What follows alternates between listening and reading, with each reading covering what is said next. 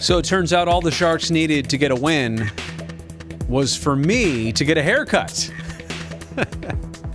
Sometimes it feels like that in sports. You do something that means absolutely nothing, but it turns out to be part of a different result, right?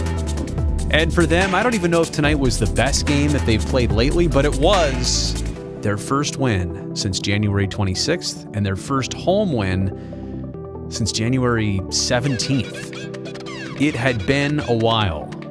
They needed this. It wasn't pretty.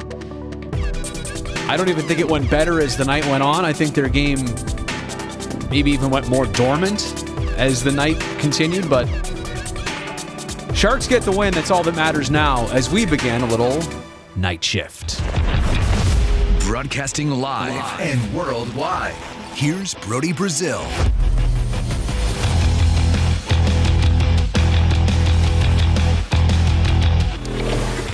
Finally, the streak of 7 losses in a row is over. It was getting a little repetitive, and again, I'm going to point towards the skills competition. Was a hockey game actually won or lost tonight? Or did we see a tie hockey game and somebody won a shootout? And this is the flip side of it. I don't even know if the Sharks were the better team start to finish through 60 minutes. I mean, I think in the first period, late first especially, they threw some punches. Actually, all first period. Killed 2 penalties, did allow a goal, but then scored 2 goals. Second period, got outscored by a 2-1 margin. Jeffrey Viel dropping the gloves with Zdeno Chara. Get into that in just a second. And then a third period where the Sharks got outshot 13-4. Another 4-shot period for the San Jose Sharks. You do not see that in their game on a regular basis, but that's now happened, I want to say, twice in the last couple weeks. Was it against Edmonton? Back on the last homestand when they put up a 4-shot first period? I think it was. That's just a rarity, and it's happened, I think, too many times now. The Sharks actually had 14 shots on goal in the first period, and then 13 the rest of the way, total in regulation. So I don't know if they got better as the night went on. In fact, I know they didn't, and I would have to say that they were not necessarily the better team overwhelmingly tonight, but they win 4-3. They get the 2 points. The Islanders get 1. And going back to tonight, this is one of those games where East versus West, I couldn't care less if the Islanders pick up a point tonight. So long as the Sharks get their 2, that's all that matters. Now, that does not apply when the Sharks upcoming will play Anaheim again, or the Golden Knights, or the Seattle Kraken. You just got to go back to realizing that these division games, those nights, those matchups, those opponents, they literally count as twice as much. And I understand too, we're talking, push to something, a postseason maybe, but also realizing that a lot of work has to get done. You need a lot more nights like tonight, at least in terms of the results, if that's how you want the season to end. So let's talk about special teams first here in generalities, but also in specifics. I mean, overall, the penalty kill has been a strong suit of the Sharks all season long. They've now killed 18 in a row. Just knocked on wood. Make sure we keep that going. And then on the power play, right? And it was a great start to this year on the power play. 5 for their first 12. They were keeping it simple. It was a man advantage that looked like, it might stick an entire year. Well, then they went games and weeks without a power play goal. Well, now they're 11 for their last 36 on the man advantage. And a couple goals last game that way. 2 more tonight. Barabanov's 8th and Logan's 18th of the season, both on the power play. So shots on goal, power play goals pretty important to this team lately. Despite, like I said, a game where shots on goal, it just went downhill. 14 in the first, 13 the rest of the way. What else do we want to bring up here? James Reimer's 10th consecutive start. I loved his emotion in the shootout, and I loved his saves in overtime the best. The one on Nelson where he tried to go backhand after kind of maneuvering Brent Burns around. Anthony Beauvillier, when he got stopped on a pad save, it was a tone setter. It was kind of a tone setter for the Islanders to shoot first, for Reimer to have that really good overtime. In fact, did the Sharks even possess the puck a ton or at all in overtime? It felt like the camera was pointed to the right side of the screen only in overtime. And Reimer benefited from a couple posts. He made at least 2 great saves, but making that first stop in the shootout set the tone. Then for Logan to go 5-hole like he did, like I called it, put the Sharks in the driver's seat to close out the shootout. Honestly, that one goal was by Logan was it. Hurdle got stopped, Barzal got stopped, and Brock Nelson got stopped. So 4-3. A second game in a row, by the way, that ends 4-3 in a shootout, and a second game in a row where the Sharks' opponent scores first. They get the next 2 late in the first period. Then the Sharks get outscored. They get sandwiched in the second frame. They get outscored 2-1. No goals in the third period, which, by the way, what's been up with that? Is that both teams' last game and both teams tonight playing a little bit more tight, conservative, defensively oriented, less risk, but also less reward? Is that what we were seeing there? And then in overtime, it was all Islanders. And then in the shootout, it was all James Reimer. Pretty much sums up the game. I also want to congratulate Zdeno Chara, 1,652 NHL games, most by a defenseman in this league in the history of it, which is also crazy because he's played like 200 more games in the playoffs. So he's already at 1,800. Let's call it 1,852. I don't even know what the exact number is, but 44 years old, played 1,800 total games. I hate that regular season thing. When you talk about games played, I wish they would include postseason games. Why wouldn't you? It's still a game played. You're a good enough player on a good enough team to get to those extra games. It was wear and tear and taxing on your body. Why shouldn't they count? But that's not how the league does it. And then for Jeffrey Viel to drop the gloves with Chara, I want to say it like this. Chara, not a goal scorer by standards these days. And if there was one way to commemorate tonight's game, it probably was not going to be him scoring a goal. So the fact that he got to do something like that with VL, and he gave VL the little tap on the bucket when they were done. And for VL to take on that challenge, I mean, we remember what Chara did to Evander Kane a couple years ago, and we've seen what Chara's done to a lot of people over the years. He's got height, he's got reach. For 44, he gets right down to business, doesn't waste a lot of time. So anyway, I just want to congratulate him. I thought the message from Patty on the scoreboard was very cool. And, it's interesting that history is made in San Jose at a rink where Patrick Marleau played most of his games to beat Gordie Howe's record. I also want to say here for just a second that working tonight has been weird and different. And like a lot of you, I've been paying attention to what's going on in Europe, in Ukraine. And I started our pregame show this way on a dime. I literally kind of called an audible in the moment. It just felt like starting our show and getting into hockey and pretending like nothing else is going on was the wrong thing to do. I just wanted to acknowledge it at the beginning of our pregame show. I want to do that here. I just didn't feel it was right with all the music and the build up at the beginning there. But I want to do it here and now before I get to the Q&A. Seeing some of the videos and seeing some of the things get passed along, which I'm also realizing is important to do fact checking, to realize you can get, I want to say pranked, but you can get tricked and fooled in a lot of things that are getting shared. But when you see things that you know are real and they're human emotions and there are things that are happening in the world, it's just perspective, and gratitude that probably a lot of you watching, myself tonight, we're not dealing with this firsthand. We're thinking about it. It's on our mind. It's mentally taxing. It's depressing, but it puts hockey and it puts sports and it puts a lot of our lives in great perspective. And quite honestly, it also offers a lot of worry. I don't think it eases anybody's stress to think about this. I say perspective like, that's kind of the simple way out of it. It's to say, well, at the bare minimum, take the perspective and apply that to your own life. Appreciate your own life more. You're fortunate if you're able to do that.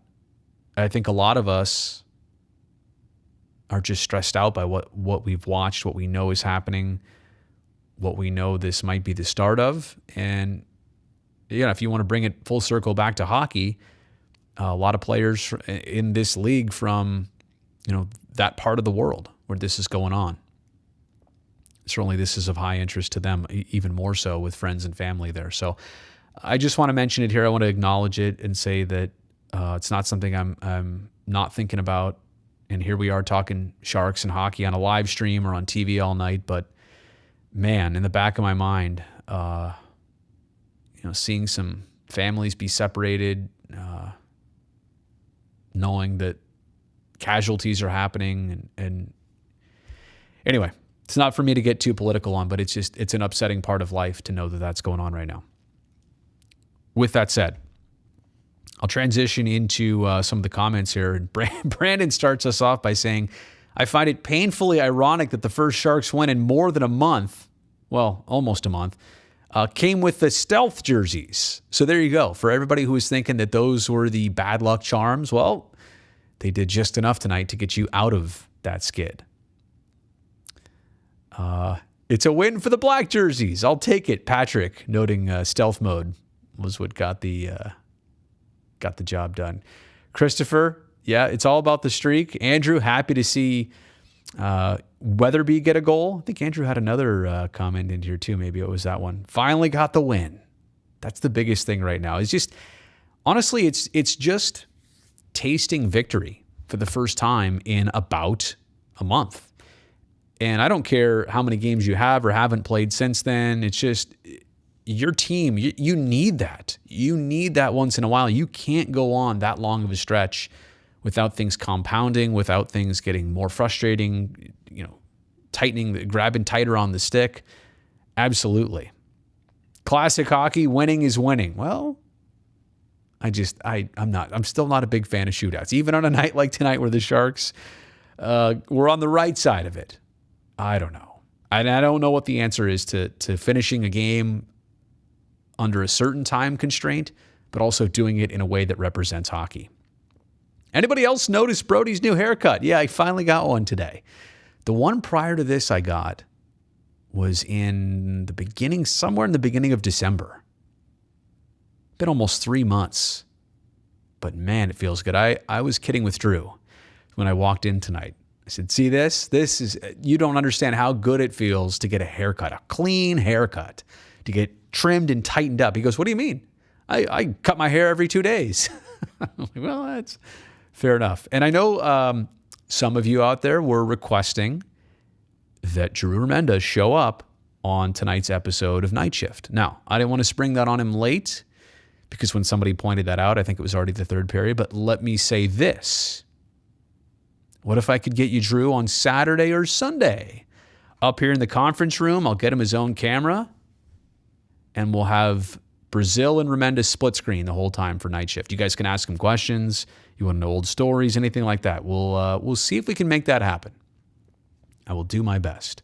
I will tell Drew it's only going to be 10 minutes, and it's only right upstairs. See if that works. Let's go back to the questions here.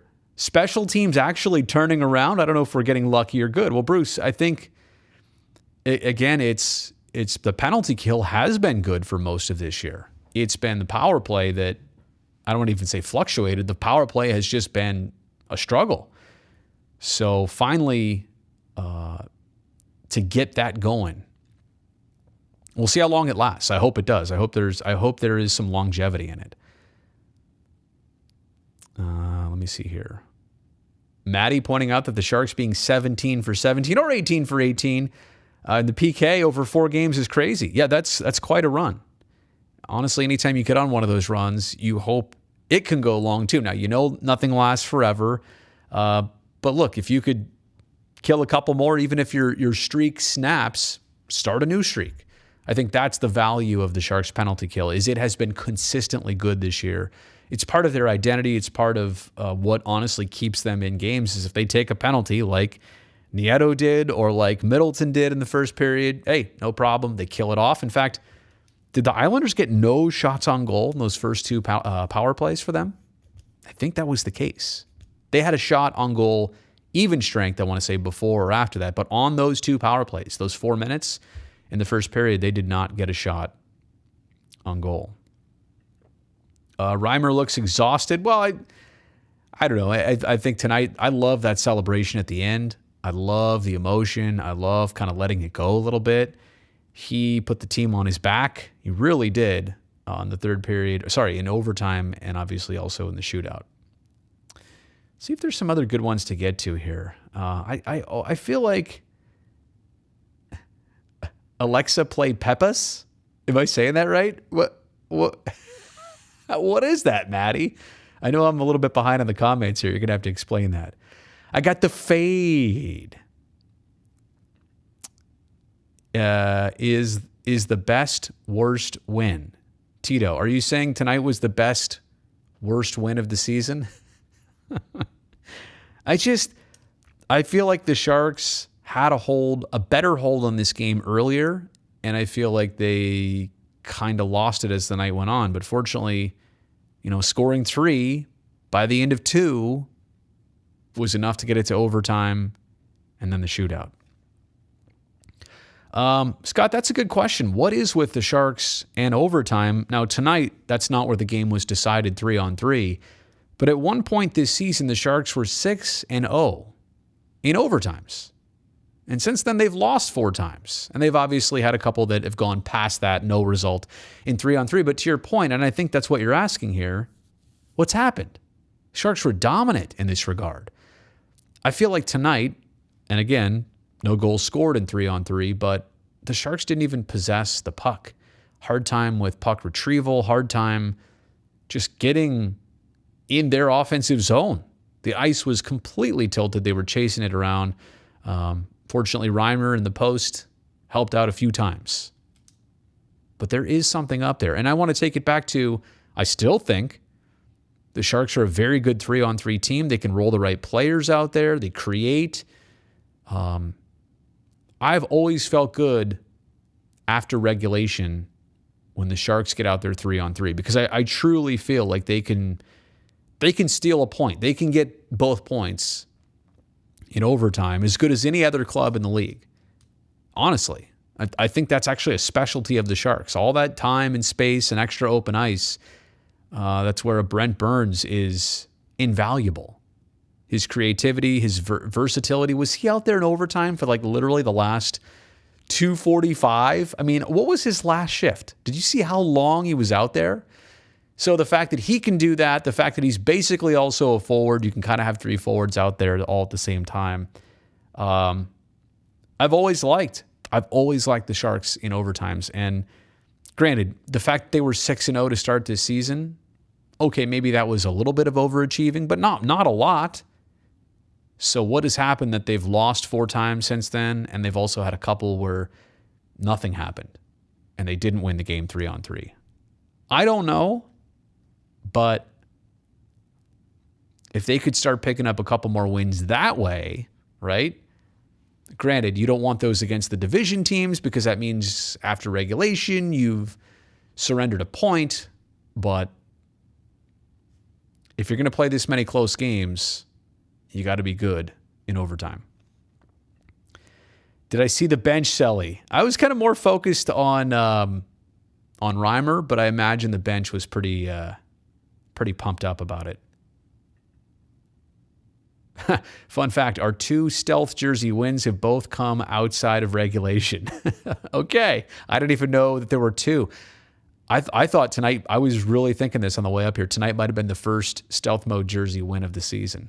Brody with that 4-color pen. Yeah, that's the old focus. There you go. That's the old Bic 4-color pen. I'm on black right now. I got blue, green, and red at my disposal. I think I have to cover my... If I cover my face, will it focus on it? What's going on there? Oh, I was maybe too close. There we go. There's the pen, and now there's me in focus. I love doing that. All right. Let's see what else we got here. Love seeing Rhymes' show of emotions, especially tonight. Keenan Thompson. What's up with that? Did I say that earlier? Are you quoting me? Did I quote him? Does anyone remember Nieto's first fight? Was that it tonight? or am I not remembering something? Andrew, I know you're a longtime Sharks fan. You probably have the real knowledge there. Let's see here. I think I was I'm catching up here to comments from when I was talking about the world situation. Yeah, lots of stuff going on outside of our bubble. Absolutely. Nobody knows how to make sense of this, and it is surreal to imagine what's going on. Sports help escape from reality, and Laura, I think that's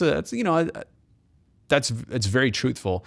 I think as somebody who maybe works in it and presents it to a lot of people, it's important to remember that you can't just go to that escape over and over again and pretend like real stuff's not happening. Like, it is an escape. Like, let's make it an escape, but only an escape. Let's not try and make this the reality to pretend that other stuff's not happening. I guess that's what I'm saying. Trying to put things in perspective.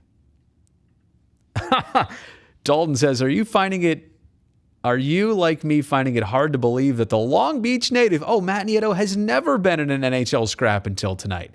Not really, Dalton. That's just not his game. It's amazing. Some players just don't. They don't find themselves in that situation. And it's not to say that they're not there in a scrum or they're not there to defend their teammates. They just don't find themselves in a, hey, let's drop the gloves situation. So, look, I mean, we've all watched Nieto in this, his second tour of duty with the Sharks. We've watched him over the years. I'm not surprised this was his first. But I didn't even know that until that was confirmed right there. All right, let's see what else. Can't wait for Drew on night shift. Well, hopefully I can deliver. Now that I've suggested it, I'm pretty sure. I'm almost positive he's here on Saturday and Sunday night, and those games start a half hour earlier. So I'm pretty sure I can talk him into it. He's going to say, "What are we doing? Where are we? What? Who? Streaming? Where's the river?"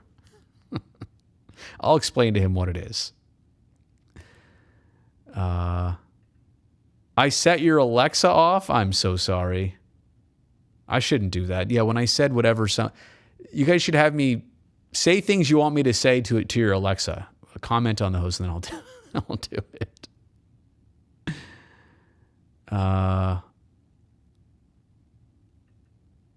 Moonglow, it was your dad's funeral today. Just knew he was going to get us a win tonight on Thursday in black. Wore his Sharks shirt to the funeral. Very sorry about that, Moonglow.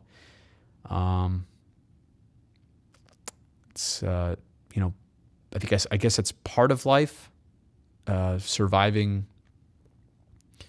or outliving your parents. But I'm sorry that you had to go through that, and I'm sorry that today was. I'm sure today brought a lot of emotions, so I'm very sorry to hear that. Justin, you're welcome. All right. Oh, Felix just jumping in the chat, so appreciate everybody for being here tonight. What do I think has been the biggest factor affecting attendance? Jonathan Becker cited COVID concerns, but that seems unlikely given the Warriors' perfect attendance with the same restrictions. And I know people have talked about that. The geography is 60 miles apart. I don't know that, and that is an interesting aspect of this, right? You have two teams, different sports, different leagues, same region, different attendance numbers. I think we all knew that the Sharks, and let's also be honest, I mean, the Warriors are a very, very winning and competitive team, and the Sharks have struggled to be that this season still. But I think we all expected to a certain degree that, with the pandemic not entirely over, doing much, much better. But even at the beginning of this year, and then a variant, we were just getting over one variant, and then another one was right around the corner. I do think a lot of that curtailed attendance for this team this season.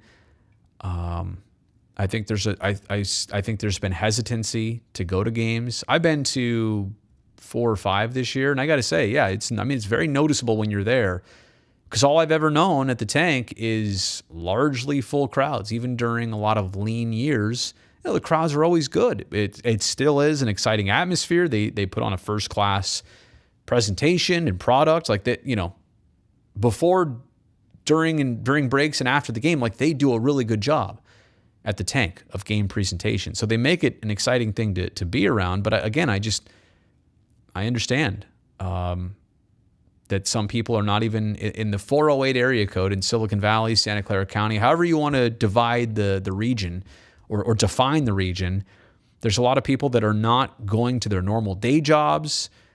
Maybe because of that, their whole routines are out of it. There's not a lot of people that are taking guests to games. For example, like in a corporate situation, they're not entertaining corporate guests. A lot of that is just not happening.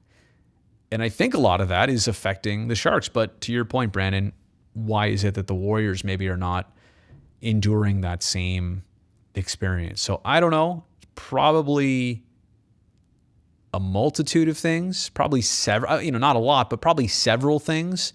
I think the dominant one is just hesitancy of fans.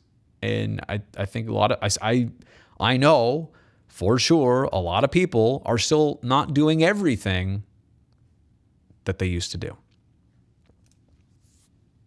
I think that might be it. I wanted to make, but before I sign off here, actually, let me just see if I can take that off too. Okay.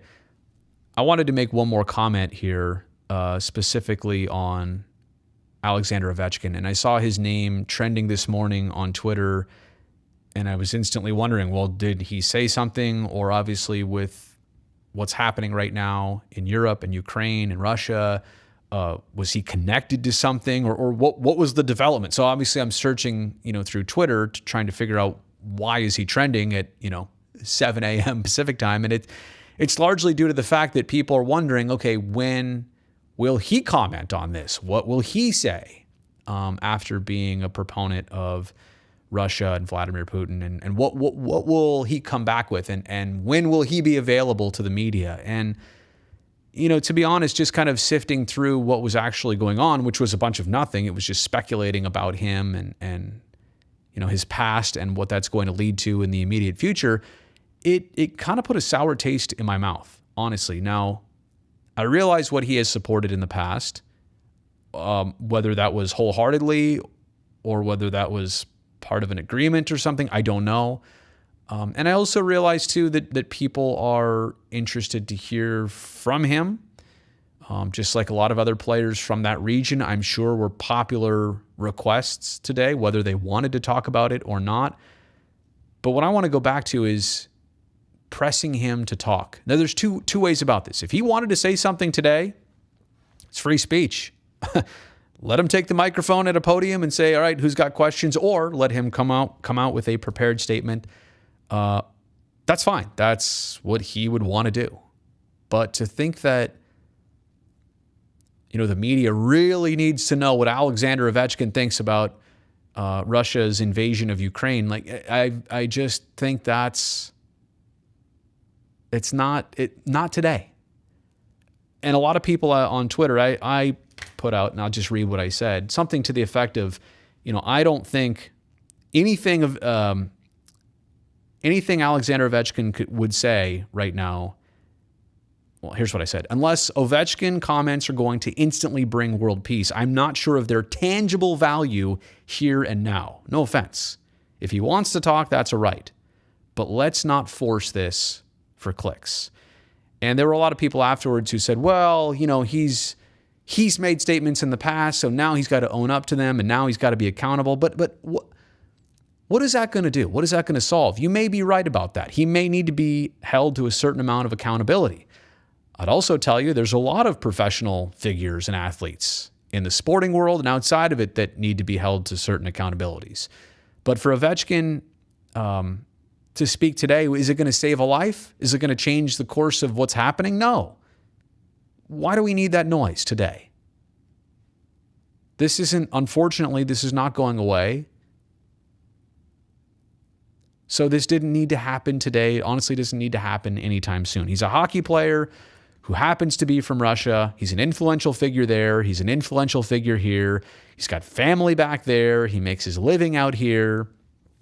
What are you expecting him to say? Are you just interested? Are you gawking at this? Like, ooh, let's see what you have to say now, so we can let's get ready to type this up, tweet it out, make an article so people click on it. I don't even know all his beliefs or backgrounds. I really don't. And I guess I kind of respect the fact that the Caps and or he said, you know what, not today. It's not the right time for any of that. Whether he's going to say something that most people will like or dislike, I mean, that's the other part of it. Now that the background is kind of spelled out, he's just going to dig his hole deeper in with everybody and divide people even more, or he's going to go back on his word and then people are going to criticize him for that. What good is any of this going to bring? So no offense, I guess what I'm here to sum it up with is that Alexander Ovechkin, we don't need to hear from you right now. Maybe at some point, maybe there is some value to that, but unless you're going to do something tangible to bring peace to this situation, I'll wait. I'll wait for when it's right for you to talk. I do not need media forcing you to do this, requesting you to do this. Why is the media? Why are you doing this? Because you really want to put that article out, don't you? I don't need it. So, hate to end it like that, but that was kind of the rant I've had on my chest all day. And I just needed to get that said and probably make a separate video out of that. So that's Night Shift for tonight. Should I go back to comments? Is there anything? Just kind of looking here, not a whole lot of reaction on that. I didn't expect there to be, but I just wanted to state it more than anything. Okay. So we don't have to talk about Bruno. No, we don't have to talk about a losing streak anymore. 7 games. It's part of their past. That was something the Sharks honestly were pretty good at most of this season. Minimizing losing skids to like 2 and 3 games. And then they dropped 7 in a row. And I'm not saying it gets any easier from here on out. Now you're going to play back-to-back games. You got Boston coming in. You got Vegas right around the corner. Seattle's already beat them twice this year. 5 games in 8 days. I'm tired just thinking about that. What a busy weekend for Brazil. Saturday and Sunday, I'll be here at work. Well, hey, let me promise you this. I'm going to do my best to get Remenda on one of the next 2 night shifts. So make sure you subscribe. Make sure you give this a thumbs up and hit that bell button so you know when I'm going live, because Drew might be with me the next time I'm here. Good night.